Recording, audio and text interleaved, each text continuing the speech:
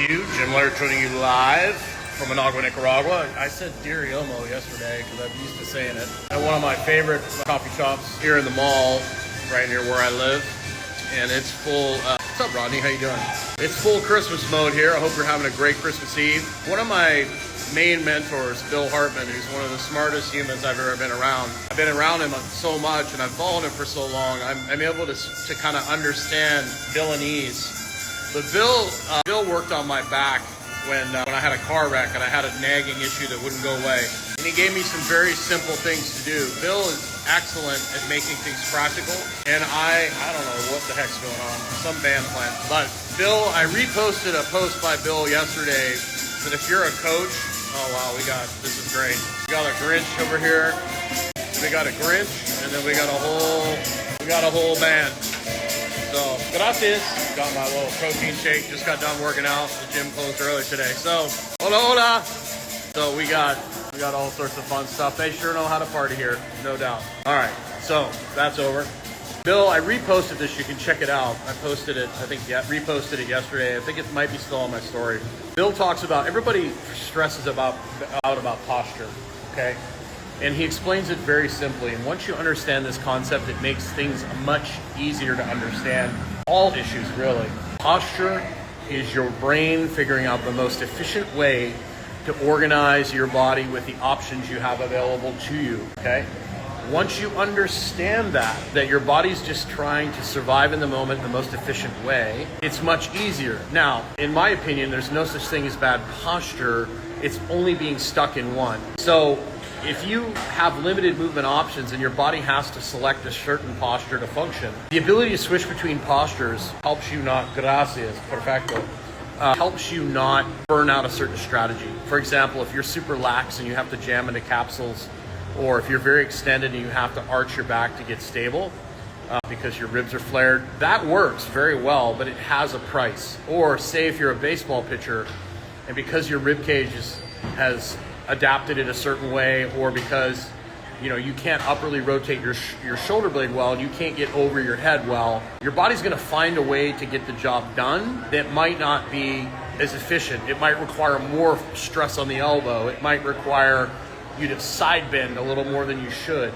So you've got somebody that's having a particular issue, or they've got a posture that's bothering them. The idea to manage that is to restore some movement options. But you also have to understand that certain sports, and this is where it gets crazy because everybody's like, squats and deadlifts are bad, which, there is a valid point there. There are certain adaptations to deadlift and squat at a very high level that are not conducive to moving well. Okay, if you're trying to be a world record powerlifter, you're going to have to give some things up, right? And same with baseball. If you're trying to throw 90 plus, there's going to be certain adaptations that are just going to happen. Like you're going to probably have a labral tear. You're probably going to have, there's going to be certain, loss of internal rotation. That's why you do the mobility stuff. That's why you do the things to counter that. You train the opposite of the throw. So if you're a power lifter, the goal is to lift as heavy as possible. It's not about health.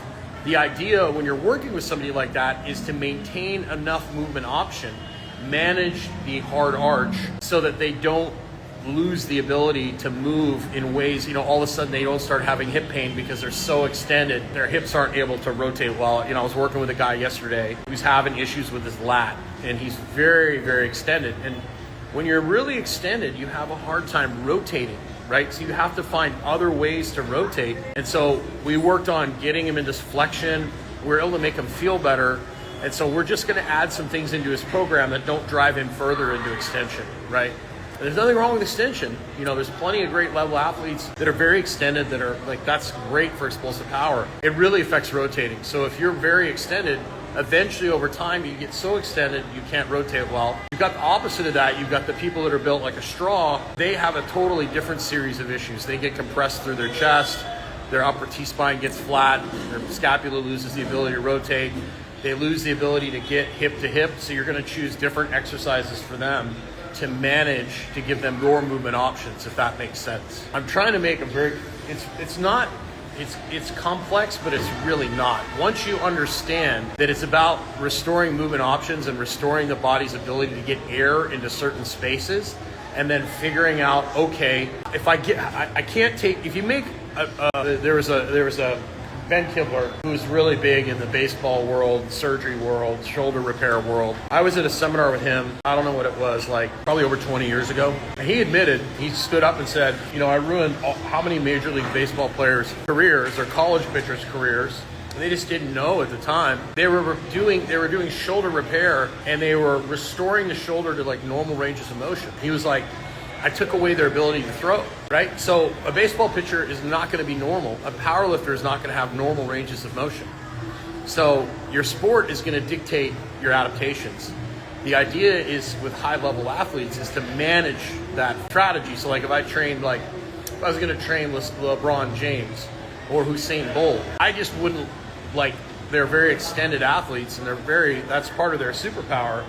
I just wouldn't take LeBron and squat him in a way that would load him up even more and get him more extension. I'd give him do some flexion, maybe do some safety squat bar squats. We do a lot of single leg work. I don't want to fix his extension, but I don't want to make it any worse than it already is, right? Because a lot of guys, you start giving them more flexion. A lot of these guys, basketball players, sprinters, their tightness is their superpower.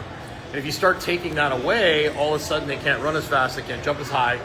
So you got to look at the demands of the sport. Like a NFL offensive lineman, he can do a lot of the power lifts because his goal is not to be turned. Now, if it's a wide receiver, not so much. He's going to need to be able to turn and rotate. Whereas an offensive lineman, he can do the heavy bench press, he can do the heavy squats, traditional squats, because he doesn't need to rotate that much. Now, they're pulling a lot more than they used to, but it's all a science experiment, okay? So you have to basically test, apply the stress, see what happens. And if they start losing performance, then it's like, okay, we got to make some adjustments. So that's basically the gist of it. And for normal everyday folks that sit all day, guess what happens? You get up, you haven't been moving, and your body just automatically, either pushes the pelvis forward, or you get into this we call it sway back position or arch position, where your body just starts camping out on joints and capsules to get stability, and that's very expensive for those joints and capsules. You end up using a lot of compression strategies, and then compression leads to no restricted blood flow, particularly in the low back, and that's where you get your degenerative discs and all that good stuff. So there's just a quick overview, but go watch Bill's video. I encourage you to follow Bill. He's incredibly, incredibly smart. Just the first couple times you listen to him, you're going to be a little overwhelmed. But if you're really into this stuff, he's a really good guy to follow. Lee Taft is another really good guy to follow. Mike Robertson's a really good guy to follow because Mike Robertson works with Bill. They own iFast together in Indianapolis. And Mike is probably the best guy at taking what Bill does and making it very practical and for your everyday client. Because Bill speaks at a very high level, very intelligent. I followed his advice he gave to me with my back issue because I was very extended. He was like, you got to do backwards bear crawls so I get flexion and I reach. And you got to, when you're in the car, you got to breathe into your low back. Take deep breaths into your low back to keep your back from getting too compressed. I followed those two things for the last, almost 20 years.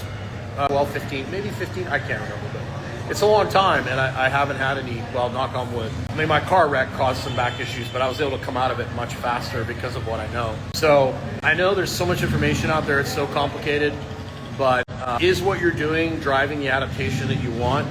And we can definitely select exercises that are not going to radically take away from movement options. Like, for example, not if you're training athletes, not pulling the shoulder blades aggressively hard on bench press, using dumbbell presses instead on the floor where you're reaching, doing some standing presses instead on the floor where you're reaching, doing some standing presses. There's things you can do to not drive these patterns that take away from your ability to move and rotate. And then there's some people that are hypermobile that need to lose a little bit of, they're too lax, so they need to learn how to use musculature instead of joints and capsules. So there's a few thoughts for you. I hope you're having yourself a great Christmas. It's going to be interesting. This will be my third Christmas in Nicaragua, a little post-workout protein shake. So we're here in Managua, so it'll be interesting to see what that's like. It's obviously a big party here. Things are kind of winding down today, but it's really funny. I was at, where was I? I was having, I figured since it's Christmas Eve, I would have my favorite breakfast cheat food, which is a sausage egg McMuffin from McDonald's. So I went to McDonald's, and mainly because the main breakfast place I was at, that I get food at, is closed today. So I went and I had a couple of sausage egg McMuffins. And it's really funny. They have kids here that kind of wander around and try to sell, like they sell you candies and stuff. And they're very good salespeople. They literally, I'm very impressed. Like if I was an American business owner, man, some of these kids, you can come down here and hire them to do sales for your business, and they'd kill it because they have no fear at all. So this kid came up to me and he's trying to sell me this little chocolate bar, and it was really funny. He had a Crunch Fitness Somerset, which is a small town in Kentucky, near London, Kentucky. And I just laughed. I took a picture of it and shared it.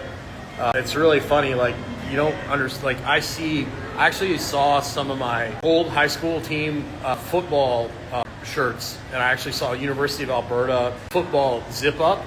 It was really funny to see that. It was, and just like, you know, that's a team I actually played for.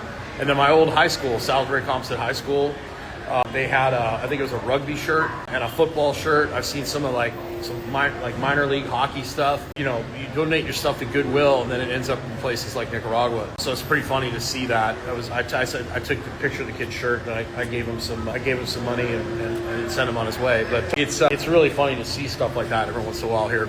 I just kind of chuckle. But that being said, make sure you take the time to get outside today. Make sure you eat a protein at your Christmas dinner. That'll keep you from overeating. A lot of the other stuff. And we'll see you again soon. Have a great day. Merry Christmas to you. Feliz Navidad. And take care.